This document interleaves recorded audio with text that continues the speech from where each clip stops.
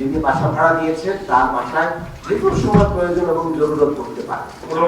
কোনো বাড়িওয়ালা চাইলেই 10টার সময় দরজা বন্ধ করে দিবেন, পুলিশ নিরাপত্তা এই ম্যানেজমেন্ট আমরা এখন প্র্যাকটিস দেখি। সেখানে মাথায় রাখতে হবে যে যিনি বাসা ভাড়া দিয়েছেন তার বাসায় যে কোনো সময় প্রয়োজন এবং জরুরত পড়তে পারে। সুতরাং জরুরি প্রয়োজনে তিনি যে কোনো সময় বাসার বাহিরে বাসায় ঢোকা এবং বাসা থেকে বের হওয়ার অ্যাক্সেস এবং এই অধিকার রাখেন।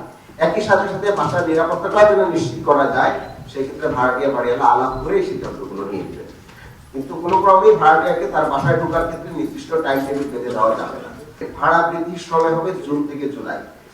2 বছরের আগে কোনো অবস্থাতেই বাড়ি ভাড়া বাড়ানো যাবে না। 2 বছর পর মানসম্মত দ্বিপাক্ষিক আলোচনা সাপেক্ষে ভাড়া পরিবর্তন করা যাবে। মানসম্মত ভাড়া নির্ধারণ করা এবং ভাড়ার বার্ষিক পরিমাণ সংশ্লিষ্ট বাড়ি ভাড়ার বাজার মূল্যে 17-15% বেশি হবে না। এটা বাড়ি ভাড়া নিয়ন্ত্রক আইন 2091 ধরে আমরা এই একই জিনিস আমরা এখানে রেখেছি।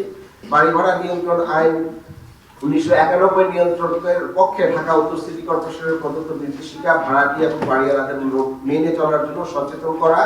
এ ব্যাপারে কোনো জটিলতা সৃষ্টি হলে সিটি কর্পোরেশনের জোন ভিত্তিক মত বিনিময় এবং আলোচনা সভা করতে হবে, করে এই অ্যাওয়ারনেসটি আমরা করার জন্য আমরা বলছি।